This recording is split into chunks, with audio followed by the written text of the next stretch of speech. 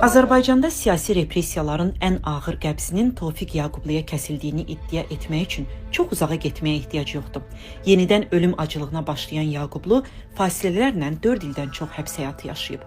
Onun saxlanma, izlənmə, zorakılığa məruz qalma xəbərləri də daim media manşetlərində özünə yer tapıb.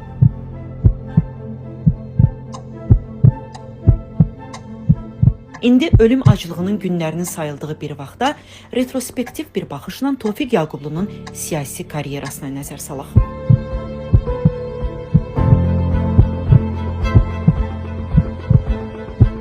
Tofiq Yaqublu 1961-ci ildə Gürcüstanın Bolnisi rayonunda anadan olub.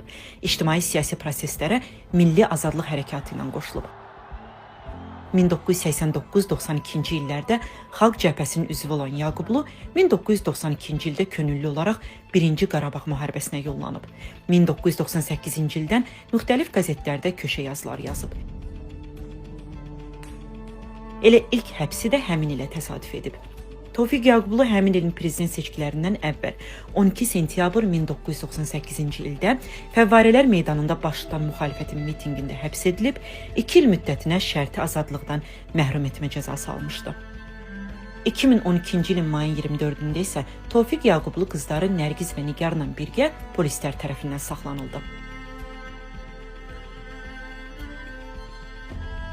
Hakimiyyətin 2013 İsmayıllı hadisələrinə qəzəbi də Yaqublu və digər siyasilərə sıçradı.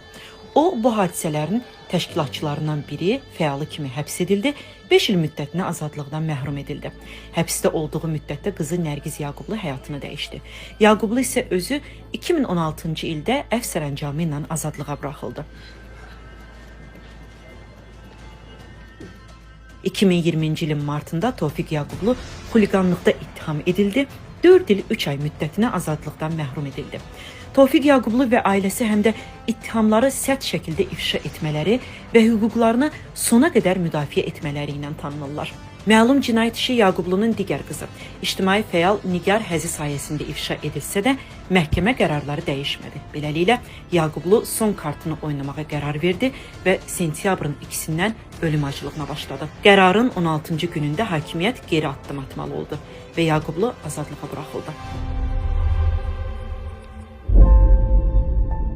Tofiq Yaqublu 2021-ci ilin dekabrın 1-də Fəvvarələr meydanında aksiya zamanı polislər tərəfindən saxlanıldı. Həmin gün axşam saatlarında Ələt qəsəbəsində tapıldı və üzündə ağır zədələr olduğu göründü. Bu cümlə əcaib səslənə bilər, amma prokurorluq şikayətə cavab olaraq onun öz-özünü döydüyünü elan etdi. Bugün İlham Əliyev öz yırtıcı sifətini göstərdi. Məlum oldu ki, o insanlıqdan da uzaqlaşıbdı. Yenə də Tofiq Yaqublu hakimiyyətin əsas tənqidçilərindən biri olaraq qalırdı və 2023-cü ildən başlayan repressiya dalğası ondan yan ötmədi. Həmin ilin dekabrından həbs edilən Yaqublu bu dəfə dələduzluqda ittiham edildi. Yenə bütün ittihamlar ailə üzvləri, vəkilləri tərəfindən ictimaiyyət qarşısında ifşa edildi. İstintaq isə məhkəməyə sübutlar təqdim etməkdə aciz qaldı. Amma məhkəmə 2025-ci ilin martın 10-da Tofiq Yaqublunu 9 il azadlıqdan məhrum etdi. Yaqublu buna etiraz olaraq növbəti dəfə ölüm acılığına başladığını bəyan etdi. Acılıq aksiyası son variant çarədir. Bu, Tofiq Yaqublunun azadlığı üçün canını verməsi kimi romantikləşdirilə də bilər, amma reallıq odur ki, Azərbaycanda insan haqları, ifadə azadlığı və hüquq aliliyi kimi nüanslar ölüm nöqtəsinə çatıb. Azadlıq!